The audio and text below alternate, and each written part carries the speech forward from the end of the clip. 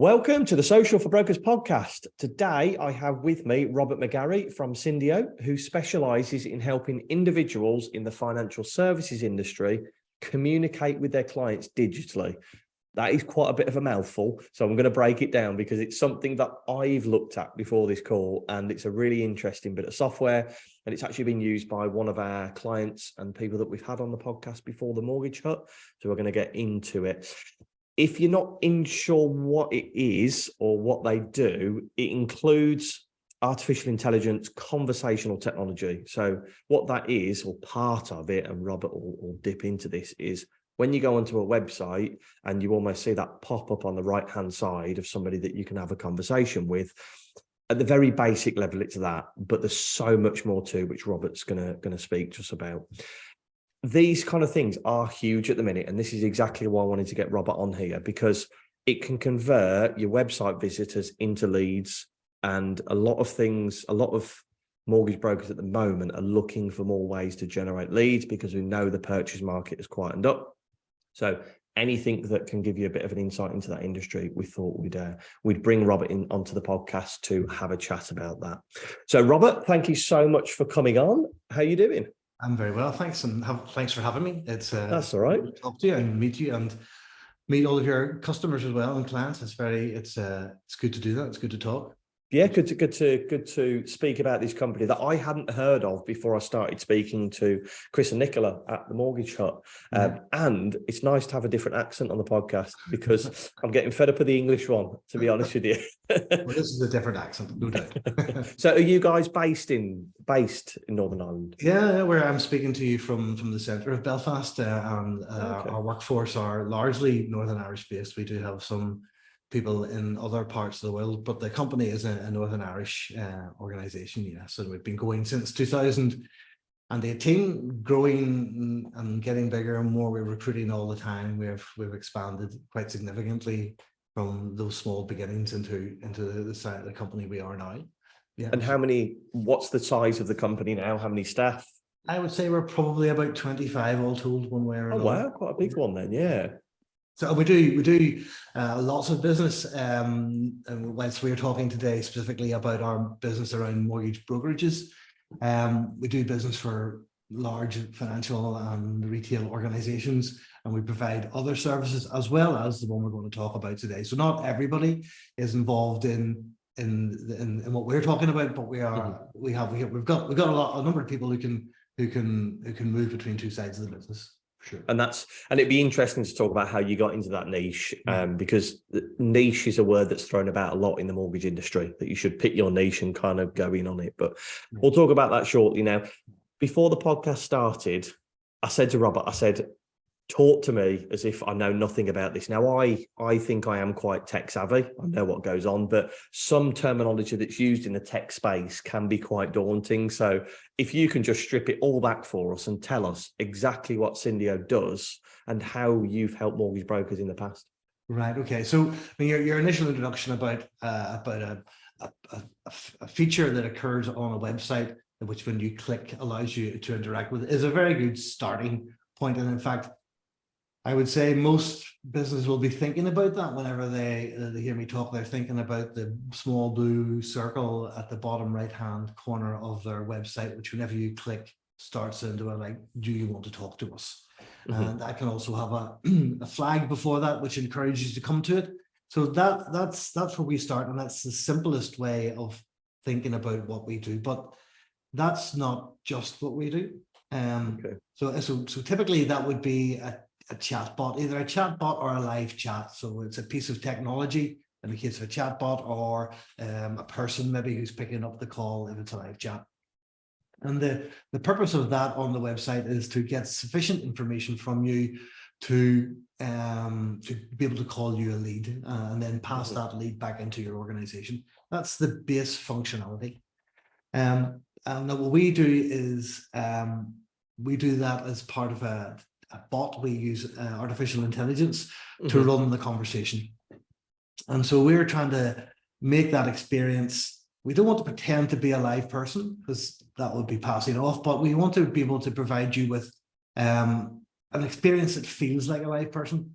So if you as a customer get the information in the way that you want without having to ask the question several times or have to rephrase the question several ways, and we can understand it and answer you. It doesn't really matter whether it's a machine or a person that's answering. As long as you get the answer, you'll be happy. That's a good customer experience. And we do it in a number of different ways. I'm talking about, in fact, you've mentioned artificial intelligence. So our artificial intelligence allows us to do two different modes of conversation. So one is what we call directed chat, which is where you're prompted with a number of outcomes. You're effectively a menu option that you can. Right. That's pretty good. I mean, that's a good way of moving you through a conversation. But also you may want to talk. So if you want to just use natural understanding and type your questions in, then we can interpret those and then give you an appropriate response. So a typical way of thinking of the two of them is you might come onto a chat and say, can you tell me something about how you deal with people who maybe have got a bad credit history? And you can then provide your standard company response to that. Or you might ask about how long will it take me to get a mortgage, or what are your mortgage rates, all of those sorts of things. We can handle all of those in a conversation. And whenever the conversation has got to a particular point, then we can quite quickly smoothly move you into like getting your contact details so that you are a lead, and then we can pass that information on to the organization. So that ability to mix so open conversation, sort of conversational responses, and then move you into a lead capture process is something that we've designed our technology to do. So before we go on to the next part, because you talked about something really interesting before the podcast started about different parts of the website. But before we get into that AI, I'm glad that you said you don't want it to be human, because that really frustrates me. If I visit a website and I know I'm talking to a computer that's pretending to be a human, I don't like that, because it's almost a lie, isn't it? That's how I see it. Whereas what I like you said is these people know that they're speaking to AI, and it's just a set of menus that can guide them through the conversation. What I like that you said is you make sure that you then want to turn them not only a website visitor or somebody asking a question, you want to turn them into a lead. And the only way you do that is by getting their contact information. Yes. So you can think about it. What we do is providing two types of function there. One is to answer questions. So you may get telephone calls or emails to your business, and you're continually responding. So we can handle all of those queries. So we do that. And then in call center technology, that would be called call diversion. So we're picking up the stuff which is not a waste of time, but is just people wanting information, and you can provide them with all the information, and they'll be happy about the fact they got that from you. And then to be able to turn that conversation into a lead, just as you said, that's exactly our approach. And if you think, you reminded me that, as well as having a button in the bottom right hand corner, you could actually have the access or the involving the chat from anywhere in your website. It could be a call to action, it could be a menu item, it could be on several different pages, and it could initiate the chat differently depending on where it is called from. So that ability to attract you into the chat is part one of our job, and we have two sides of that. One is we're trying to get you onto the chat, so we will use all sorts of techniques that I just described to get you involved in the chat. But once we get you into the chat, it's a question of keeping you there until you give us sufficient information for us to call you a lead. So those two approaches or two phases to what we do allow us to get a very good conversion rate from the number of people who visit your site and become a lead. So the people and tell me if this is what you do, because this sounds really interesting. If they were on your website, they were on the mortgages page and they were on the first time buyers section, they could almost press a button that says speak to somebody about a first time buyer mortgage, and it almost like pre-populates the message that can be sent through this chat. That's right. Then we probably qualified a little bit more after that, but yes, yeah, absolutely. We would take you down, and depending on whether or not you're looking for a first-time mortgage or a remortgage or a buy-to-let, the questions we ask are different, because you want to know some slightly different things. So it will take you down what we call an intent to get you the right information. We get to get the right information from you so that we can pass it on to the broker to have the proper conversation whenever they call you back. And when you think about as a website's running 24/7, isn't it? Yes. So you've got to, this is where I find it really interesting, that you're not going to miss anybody because it's 24/7 it's running, isn't it? Yeah, and I think that's a key point. And what we're doing, it's one of our philosophies was to be there at the time your customers, not only at the time, but in the way that your customers want to communicate with you. So you are open between 9 to 5 or 9 to 6, whatever it is, but that's not the only times your customers might want to talk to you. And I would say we probably get about half of our leads out of ours. Okay, wow, 50%. About that. Some organizations are slightly less than that, some slightly more. And that's because people sort of an evening sitting in front of the TV, they've been out all day working and they're perusing the website, and then I wonder can I get a mortgage for that? Then they come on, and our bot is able to give them, I would say, most of the information they need to satisfy their interest and to at least create themselves as a lead for you. And that's I think a big thing. So it's 24/7.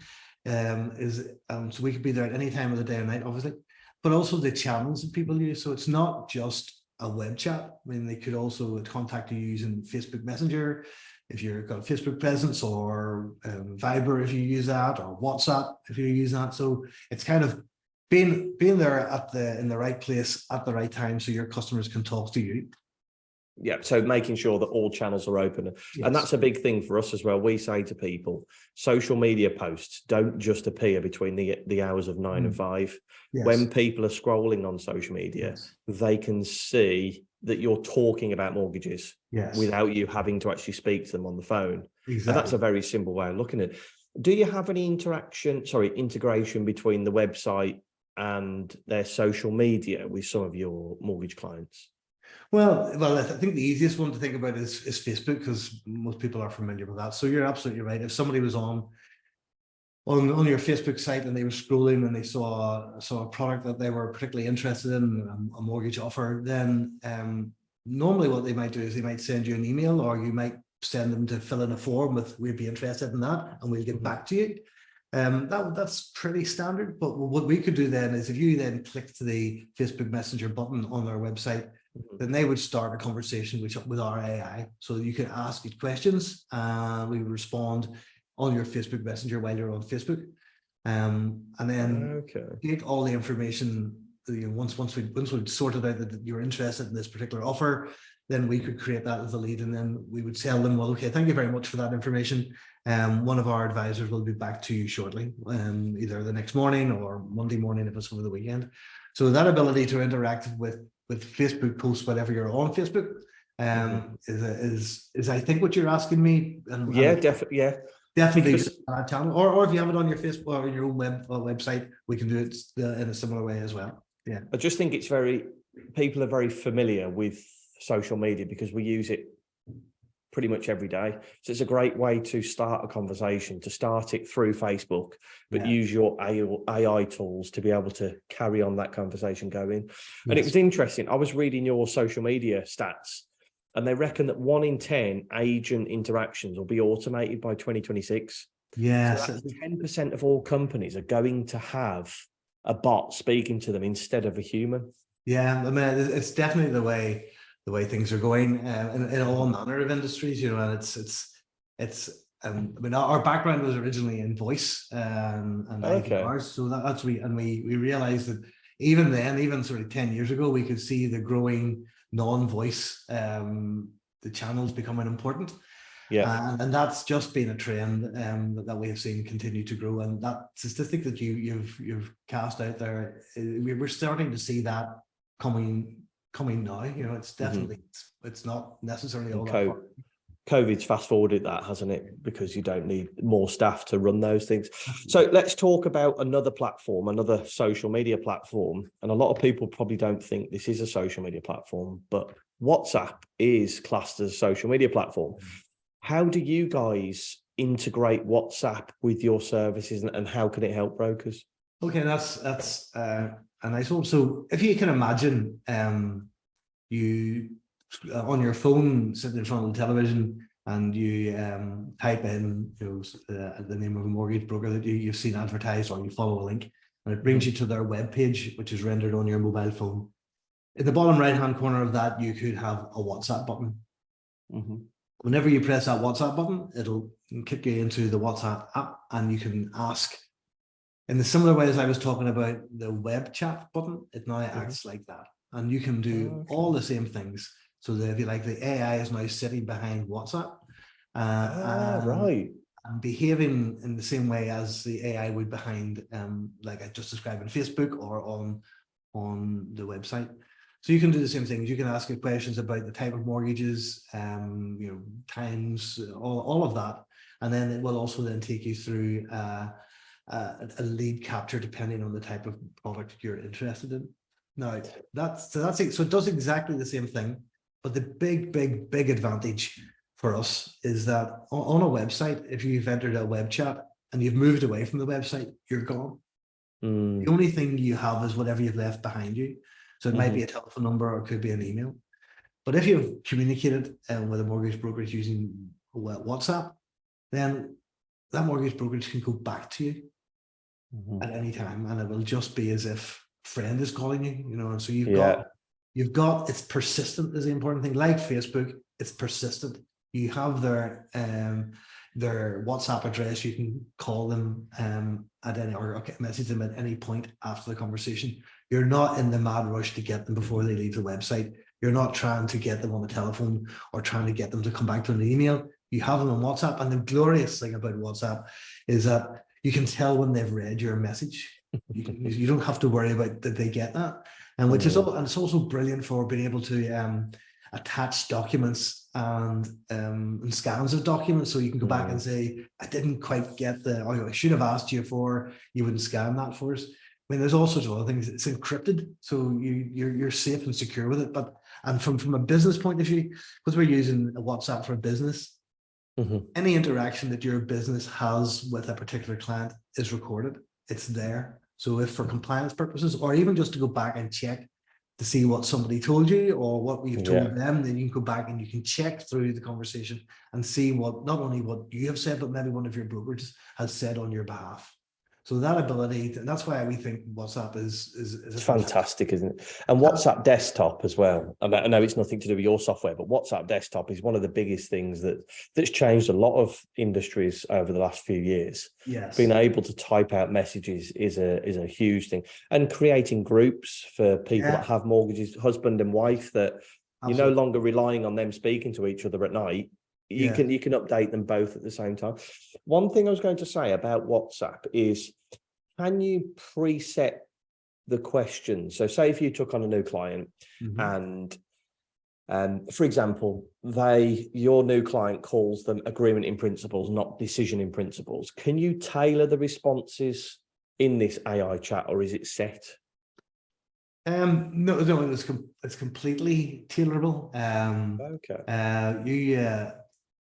So what we would tend to do is we would watch how the conversations are going, and then tweak the model so that it responded more appropriately. So if we discovered that there was a set of responses which weren't maybe eliciting the right replies, or a set of questions that weren't eliciting the right responses, then we can change that and change the wording.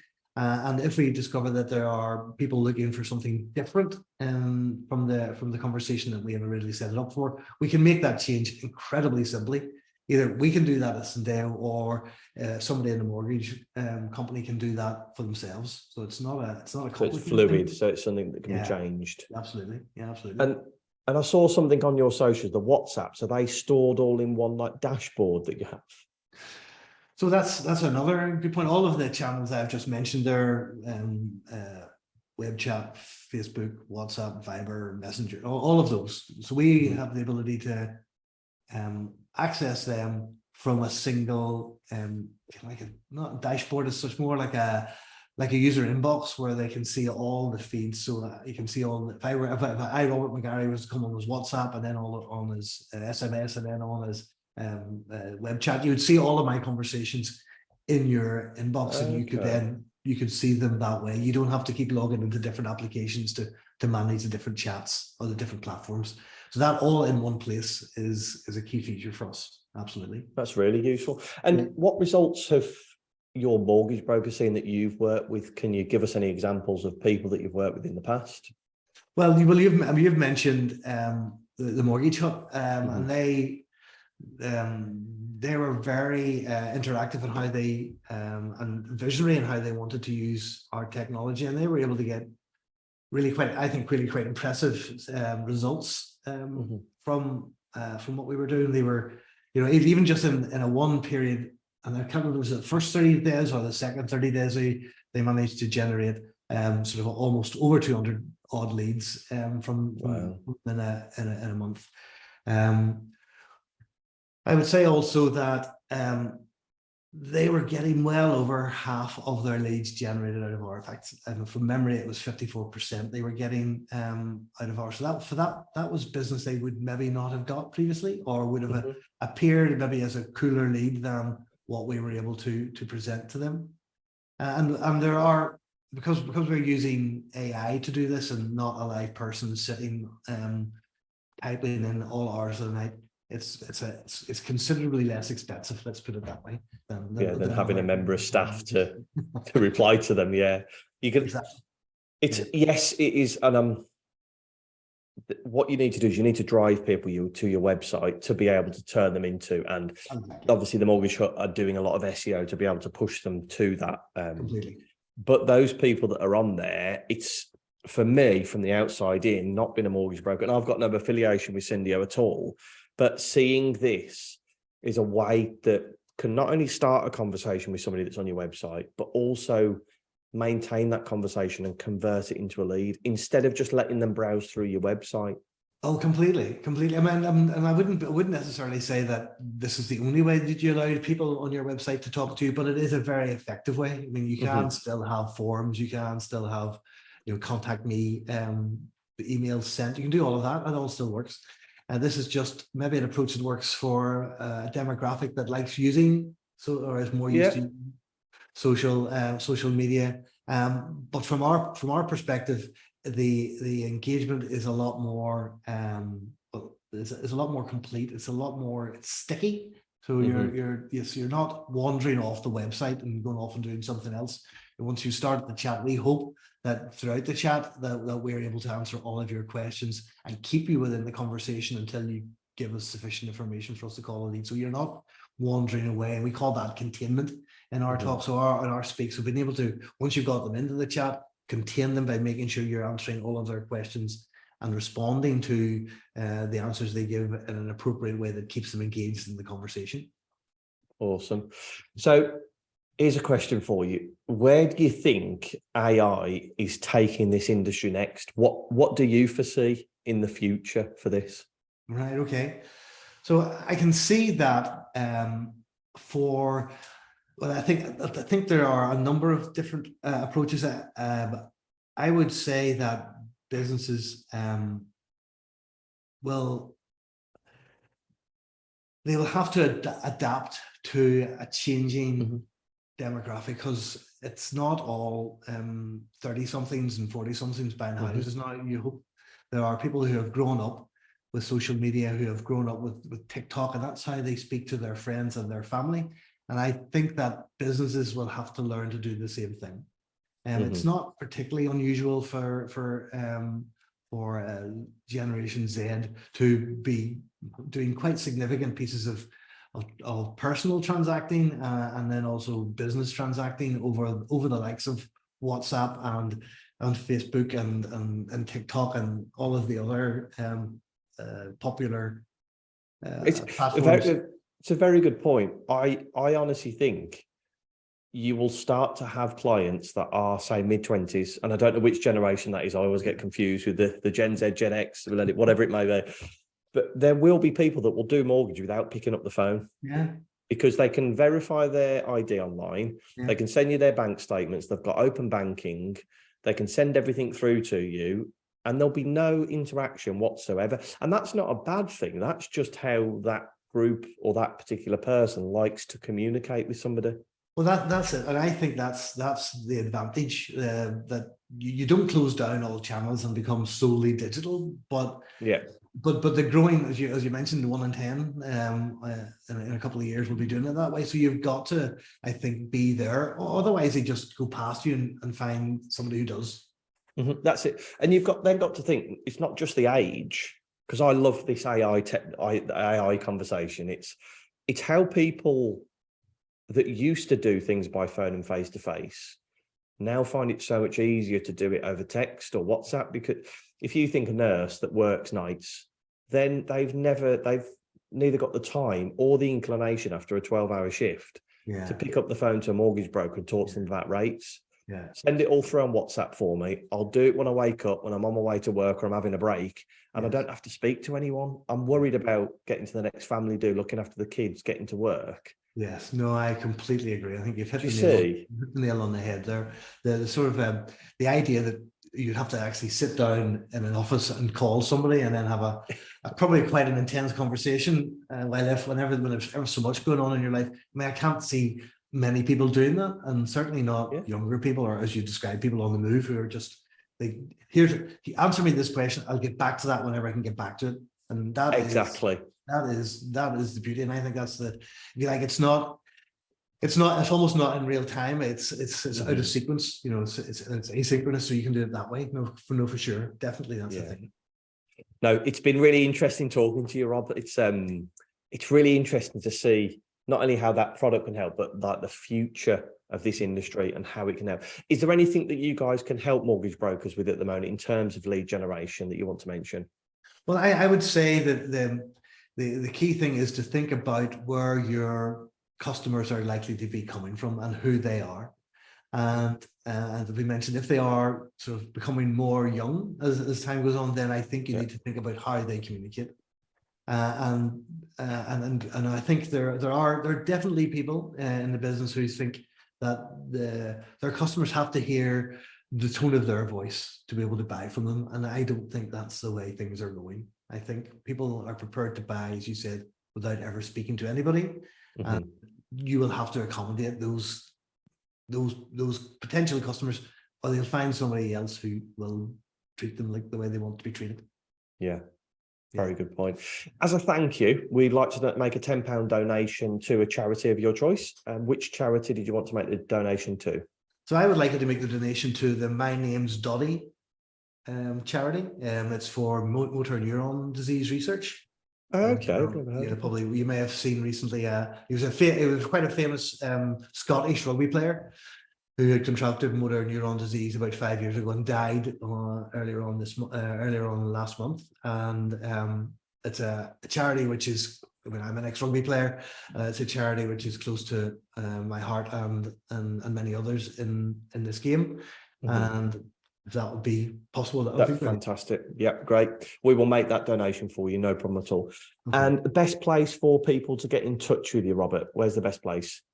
So our website is www.syndeo.cx. Get us there. You'll find a chat button, obviously. Or if you want to speak to me, it's robert@syndeo.cx, and you can speak directly to me that way. Yeah, check them out, Syndeo. I really like what you guys are doing. And as you said, it's only the beginning, isn't it? It can only get bigger. Yeah. Okay. Fantastic. Thank you so much for coming on, Robert. I really appreciate it. Thank you. Cool. Cheers.